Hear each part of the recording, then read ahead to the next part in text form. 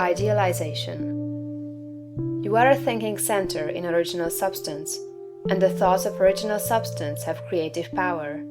Whatever is formed in its thought and held as a thought form must come into existence as a visible and so-called material form, and a thought form held in thinking substance is a reality. It is a real thing, whether it has yet become visible to mortal eye or not. This is a fact that you should impress upon your understanding, that a thought held in thinking substance is a real thing, a form, and has actual existence, although it is not visible to you. You internally take the form in which you think of yourself, and you surround yourself with the invisible forms of those things with which you associate in your thoughts. If you desire a thing, picture it clearly and hold the picture steadily in mind until it becomes a definite thought form. And if your practices are not such as to separate you from God, the thing you want will come to you in material form. It must do so in obedience to the law by which the universe was created. Make no thought form of yourself in connection with disease or sickness, but form a conception of health. Make a thought form of yourself as strong and hearty and perfectly well. Impress this thought form on creative intelligence, and if your practices are not in violation of the laws by which the physical body is built, your thought form will become manifest in your flesh. This also is certain. It comes by obedience to law. Make a thought form of yourself as you desire to be, and set your ideal as near to perfection as your imagination is capable of forming the conception. Let me illustrate.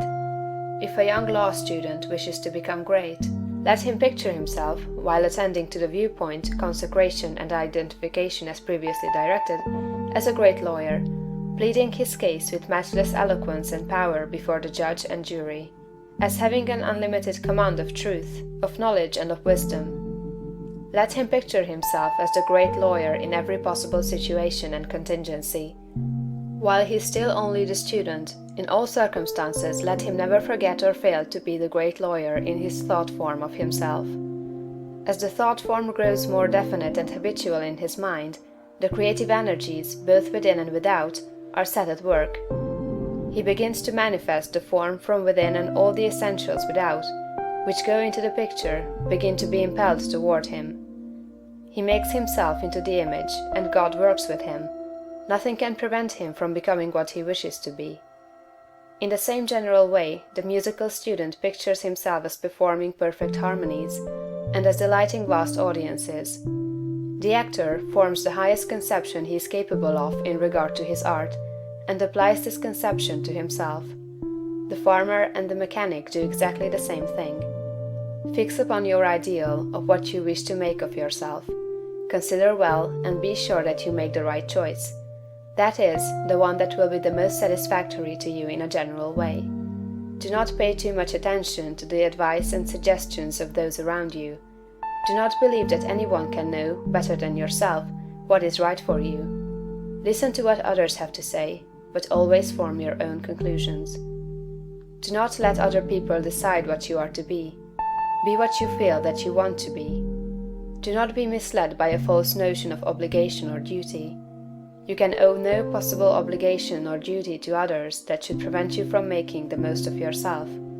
Be true to yourself, and you cannot then be false to any man. When you have fully decided what thing you want to be, form the highest conception of that thing that you are capable of imagining, and make that conception a thought form. Hold that thought form as a fact, as the real truth about yourself, and believe in it. Close your ears to all adverse suggestions. Never mind if people call you a fool or a dreamer. Dream on. Remember that Bonaparte, the half-starved lieutenant, always saw himself as the general of armies and the master of France, and he became in outer realization what he held himself to be in mind. So likewise will you. Attend carefully to all that has been said in the preceding chapters, and act as directed in the following ones, and you will become what you want to be. End of chapter 10.